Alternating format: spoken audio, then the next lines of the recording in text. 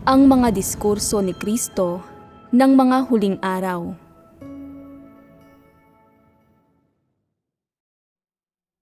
Mga salita sa kung paano tinutukoy ng Diyos ang mga kahihinatnan ng mga tao. CP. Sa gawain ng Diyos sa mga huling araw, pinagpapasyahan niya ang mga kalalabasan ng mga tao batay sa kanilang mga pagpapamalas. Alam ba ninyo kung ano ang tinutukoy ng mga pagpapamalas dito? Maaaring isipin ninyo na ang mga pagpapamalas ay tumutukoy sa mga tiwaling disposisyon na inihahayag ng mga tao habang gumagawa sila ng mga bagay-bagay. Subalit hindi talaga iyon ang kahulugan nito. Ang mga pagpapamalas dito ay tumutukoy sa kung naisasagawa mo ba o hindi ang katotohanan. Kung nagagawa mo ba o hindi na maging matapat habang ginagampanan ang iyong tungkulin, ang iyong perspektiba sa paniniwala sa Diyos, ang iyong saloobin tungkol sa Diyos, ang iyong kapasyahang dumanas ng mga paghihirap, ang iyong saloobin sa pagtanggap ng paghatol, pagkastigo, at sa pagpupungos, ang bilang ng malulubhang paglabag na iyong nagawa, at ang lawak kung hanggang saan mo makakamit ang pagsisisi at pagbabago sa huli. Ang lahat ng ito, kapag pinagsama-sama, ang bumubuo sa iyong mga pagpapamalas. Ang mga pagpapamalas dito ay hindi tumutukoy sa kung gaano karaming tiwaling disposisyon ang naihayag mo o kung gaano karaming masasamang bagay ang nagawa mo, kundi sa kung gaano karaming resulta ang nakamit mo at kung gaano kalaki ang tunay na pagbabagong napagdaanan mo sa pananalig mo sa Diyos.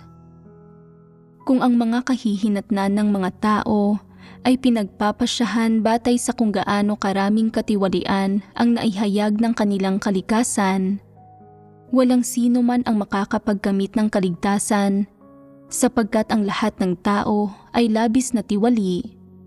Lahat sila ay may satanikong kalikasan at lahat sila ay lumalaban sa Diyos. Nais ng Diyos na iligtas ang mga taong kayang tumanggap sa katotohanan at magpasakop sa kanyang gawain. Gaano man karaming katiwalian ang kanilang inihahayag, hanggat kaya nilang tanggapin sa huli ang katotohanan, kamtin ang tunay na pagsisisi at sumailalim sa tunay na pagbabago, sila ay mga taong iniligtas ng Diyos. Ang ilang tao ay hindi ito lubos na makita at iniisip nilang ang sino mang nagsisilbing lider ay maghahayag ng higit pang mga tiwaling disposisyon at ang sino mang maghayag ng higit pang katiwalian ay tiyak na ititiwalag at hindi makakaligtas. Tama ba ang pananaw na ito? Bagamat ang mga lider ay naghahayag ng higit pang katiwalian, kung sila ay mga taong naghahangad sa katotohanan, karapat-dapat silang makaranas ng paghatol at pagkastigo ng Diyos. Matatahak nila ang landas ng pagliligtas at pagpeperpekto, at sa huli ay makapagbibigay sila ng magandang patotoo para sa Diyos. Ito ang mga taong tunay na nagbago. Kung ang mga kahihinatnan ng mga tao ay pinagpapasyahan batay sa kung gaano karami ang nahayag sa kanilang tiwaling disposisyon, habang mas matagal silang nagsisilbing mga lider at manggagawa, mas mabilis silang mabubunyag. Kung ganito nga, sino ang mangangahas na maging lider o manggagawa? Sino ang aabot sa punto ng pagiging ginamit at ginawang perpekto ng Diyos? Hindi ba't ang pananaw na ito ay labis na katawa-tawa? Pangunahing tinitingnan ng Diyos kung matatanggap at maisasagawa ng mga tao ang katotohanan, kung mapaninindigan nila ang kanilang patotoo, at kung sila ay tunay ng nagbago. Kung ang mga tao ay may tunay na patotoo at sumailalim na sa tunay na pagbabago, sila ay mga tao na sinasang-ayunan ng Diyos. May ilang tao na tila naghahayag ng kaunting katiwalian sa panlabas, ngunit wala silang tunay na patotoong batay sa karanasan. Hindi pa sila tunay na nagbago at hindi sila sinasang-ayunan ng Diyos. Pinagpapasyahan ng Diyos ang kahihinatnan ng isang tao batay sa mga pagpapamalas at diwa nito. Dito, ang mga pagpapamalas ay tumutukoy sa kung ang isang tao ay tapat sa Diyos, kung siya ay may pagmamahal para sa Diyos, kung siya ay nagsasagawa ng katotohanan, at kung gaano kalaki na nagbago ang kanyang disposisyon. Pinagpapasyahan ng Diyos ang kahihinatnan ng isang tao batay sa mga pagpapamalas na ito at sa diwa ng taong ito, hindi sa kung gaano nito inihahayag ang tiwaling disposisyon nito. Kung iniisip mo na pinagpapasyahan ng Diyos ang kahihinatnan ng isang tao batay sa kung gaano kalaking katiwalian ang ibinubunyag nito, mali ang pakahulugan mo sa mga layunin ng Diyos. Sa katunayan, magkakapareho lang ang tiwaling diwa na taglay ng mga tao. Mayroon lamang pagkakaiba sa kung sila ay may mabuti o masamang pagkatao at sa kung kaya nilang tanggapin ang katotohanan o hindi. Gaano man inihahayag ng isang tao ang kanyang tiwaling disposisyon, higit na alam ng Diyos kung ano ang nasa kaibuturan ng kanyang puso. Hindi mo ito kailangang itago. Pinagmamasdan ng Diyos ang kaibuturan ng puso ng mga tao. Ito man ay isang bagay na ginagawa mo sa harap o sa likod ng iba, o na nais mong gawin sa puso mo. Ang lahat ng ito ay nakalantad sa harap ng Diyos. Paanong hindi namamalayan ng Diyos ang mga ginagawa ng mga tao ng patago? Hindi ba't ito ay panlilin lang sa sarili? Ang totoo, gaano man kamapanlinlang ang kalikasan ng isang tao, gaano man karaming kasinungalingan ang sabihin ng isang tao, gaano man siya kahusay sa pagbabalat kayo at panlilin lang, alam ng Diyos ang lahat ng ito tulad ng likod ng kanyang kamay. Kilalang kilala ng Diyos ang mga lider at manggagawa, kaya hindi ba't kilalang kilala rin niya ang kanyang mga ordinaryong tagasunod? Iniisip ng ilang tao, ang sino mang namumuno ay hangal at mangmang at nagdudulot ng sarili nilang kapahamakan, sapagkat ang pagganap bilang isang lider ay hindi maiiwasang magdulot sa mga taong maghayag ng katiwalian upang makita ng Diyos. Nahahayag ba ang labis na katiwalian kung hindi nila ginawa ang gawaing ito? Napakakatawa-tawang ideya. Kung hindi ka kikilos bilang isang leader, hindi ka ba maghahayag ng katiwalian?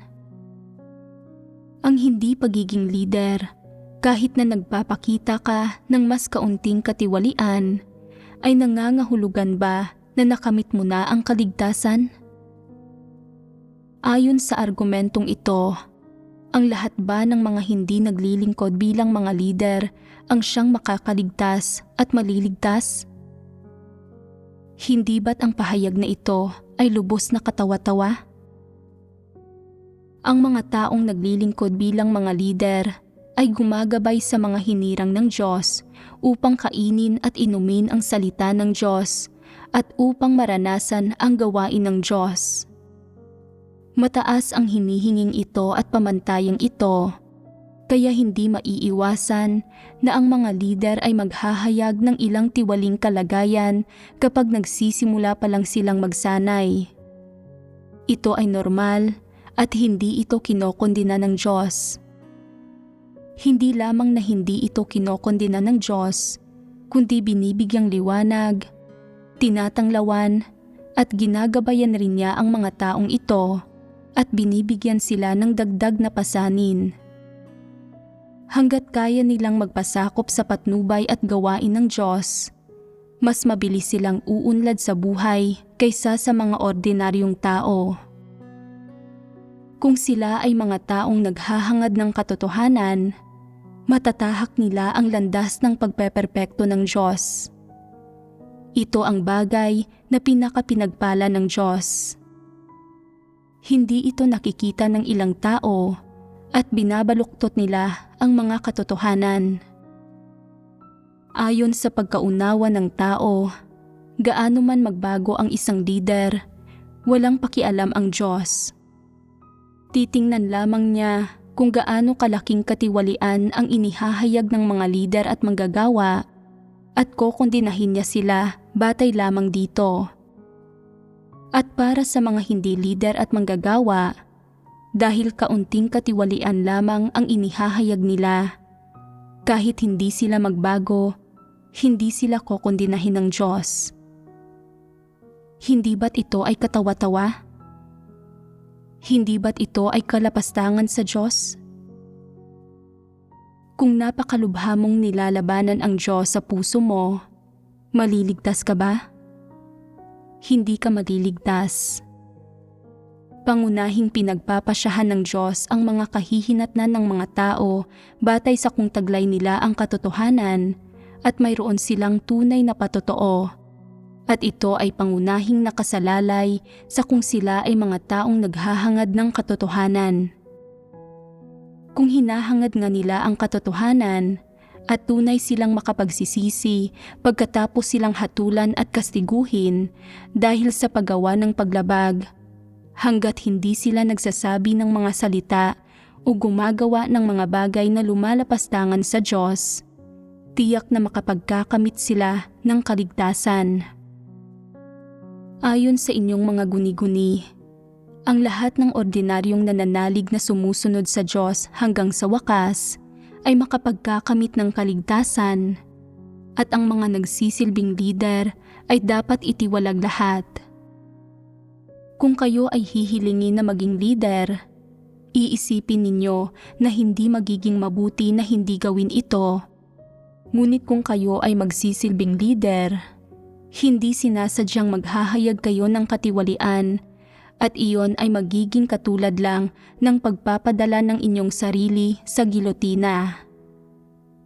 Hindi ba't ang lahat ng ito ay dulot ng inyong mga maling pagkaunawa sa Diyos? Kung ang mga kahihinatnan ng mga tao ay pinagpapasyahan batay sa katiwalian na kanilang inihahayag, walang sino man ang maliligtas. Kung ganoon nga, ano ang magiging silbi ng paggawa ng Diyos sa gawain ng pagliligtas? Kung ganito nga talaga, nasaan ang pagiging matuwid ng Diyos? Hindi makikita ng sangkatauhan ang matuwid na disposisyon ng Diyos. Sa makatuwid, lahat kayo ay mali ang pagkaunawa sa mga layunin ng Diyos na nagpapakita na kayo ay walang tunay na kaalaman tungkol sa Diyos. Pinagpapasyahan ng Diyos ang mga kahihinatnan ng mga tao batay sa kanilang mga pagpapamalas, at ang mga pagpapamalas dito ay tumutukoy sa mga resulta ng gawain ng Diyos sa kanila. Bibigyan kita ng isang mapaghahambingan. Sa isang halamanan, ang may-ari ay nagdidilig at nagpapataba ng kanyang mga puno, at pagkatapos ay naghihintay na tipunin ang mga bunga ng mga ito. Ang mga punong namumunga ay mabubuting puno, at ang mga ito ay pananatilihin.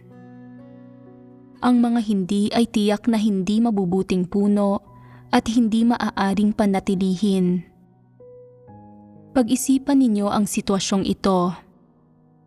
Ang isang puno ay namumunga, ngunit ito ay nagkakaroon din ng sakit, at ang ilang hindi magagandang sanga nito ay kailangang putulin. Sa tingin ba ninyo ay dapat panatilihin ang punong ito? Dapat itong panatilihin at ito ay magiging maayos pagkatapos itong tabasan at gamutin. Pag-isipan ninyo ang isa pang sitwasyon.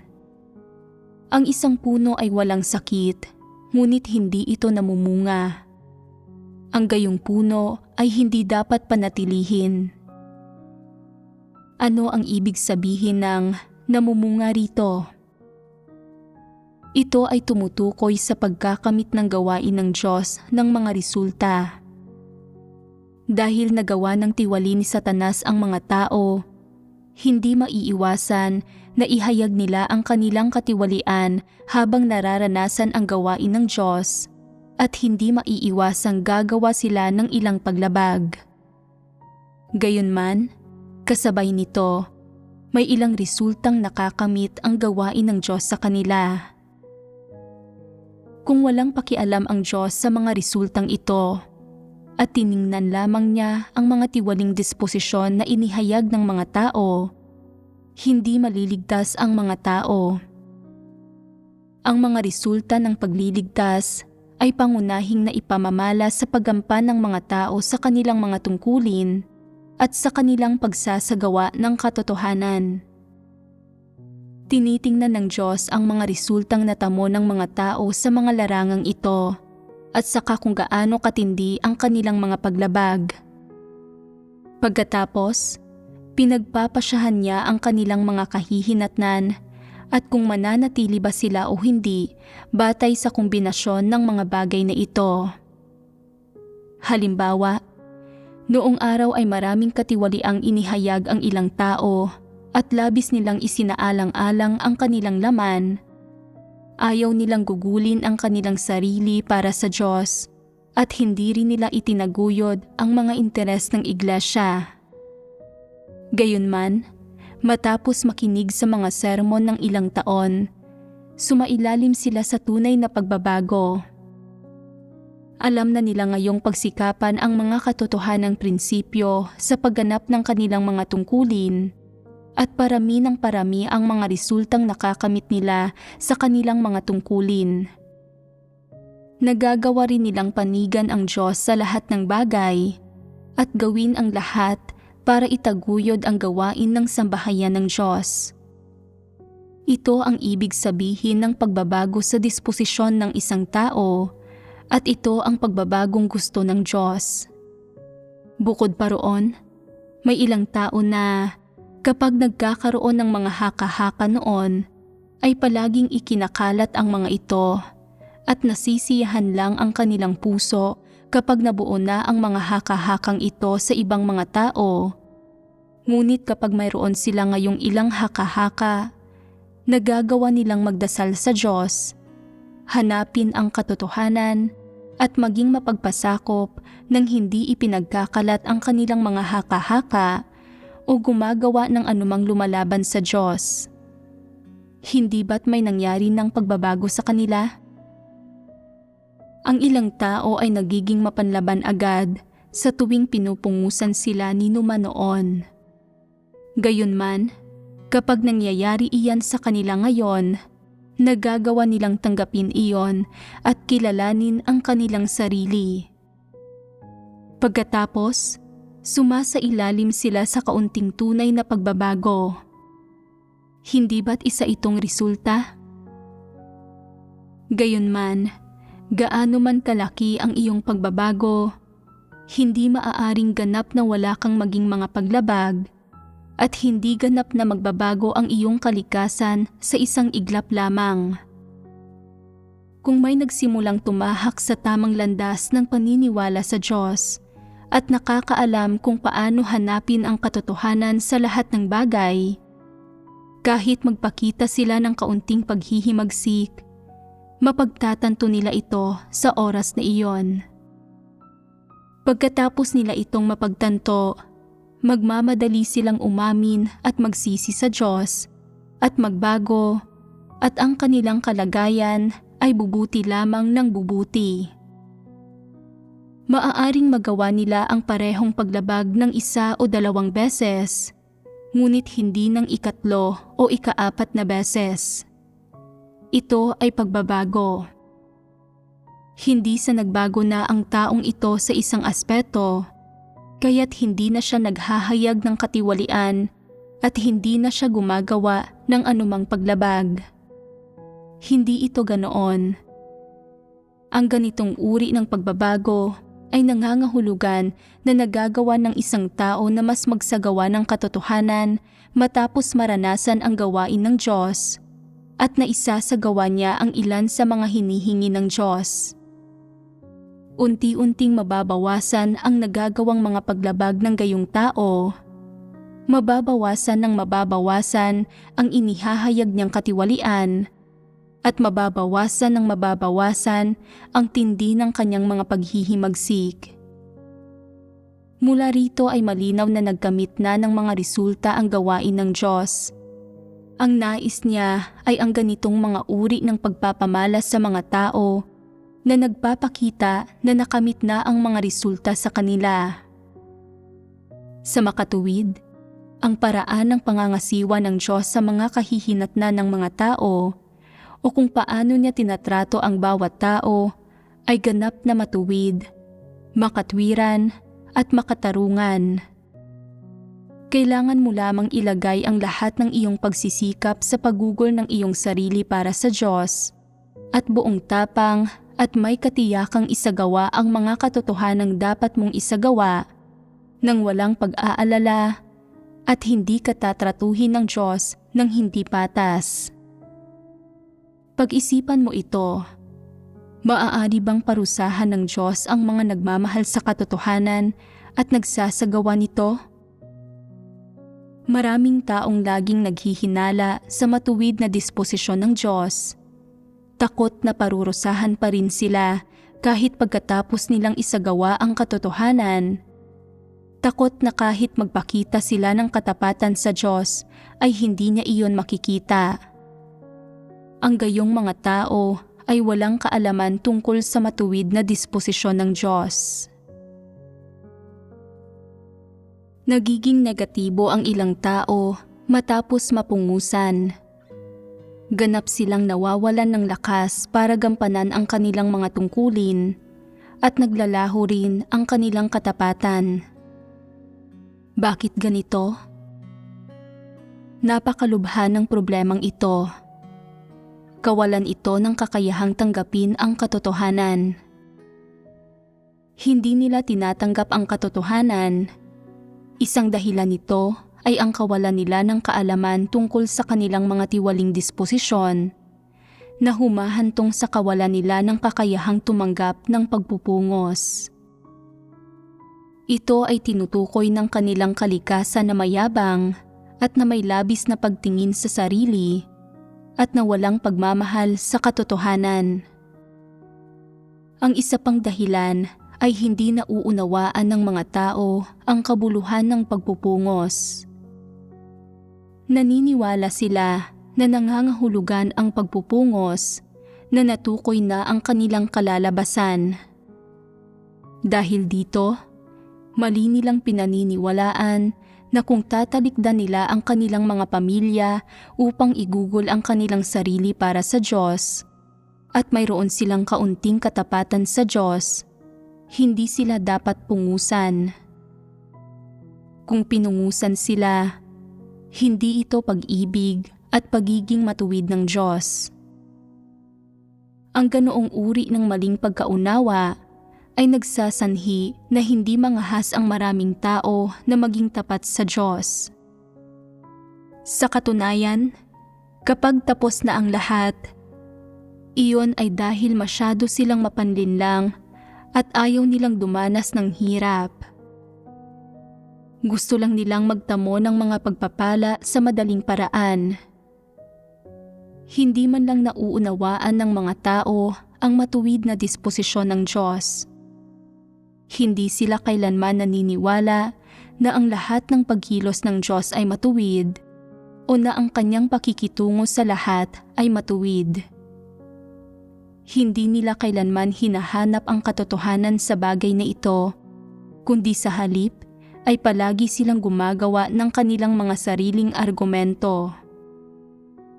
Anumang masasamang bagay ang nagawa ng isang tao, anumang malalaking kasalanan ang kanyang nagawa, o gaano man karami ang kanyang nagawang kasamaan, hanggat ang paghatol at kaparusahan ng Diyos ay sumasapit sa kanya, iisipin niya na ang langit ay hindi patas at na ang Diyos ay hindi matuwid. Sa mga mata ng tao, kung ang mga pagkilos ng Diyos ay hindi umaayon sa kanilang mga ninanasa, o kung ang kanyang mga pagkilos ay hindi isinasaalang-alang ang kanilang mga damdamin, malamang ay hindi matuwid ang Diyos. Subalit, hindi alam ng mga tao kailanman kung ang kanilang mga kilos ba ay umaayon sa katotohanan, ni natatanto nila kailanman na naghihimagsik sila laban sa Diyos at na nilalabanan nila ang Diyos sa lahat ng pagkilos nila. Kung paano man lumabag ang mga tao, ay hindi sila kailanman pinungusan ng Diyos o sinaway dahil sa kanilang paghihimagsik.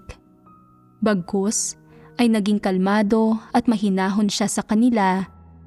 Tinrato lamang sila ng may pagmamahal at pasensya at hinayaan niya silang kumain at magpakasaya kasama niya magpakailanman. Hindi kailanman magrereklamo ang mga tao tungkol sa Diyos o huhusgahan siyang hindi matuwid. Sa halip, paimbabaw nilang sasabihin na labis siyang matuwid.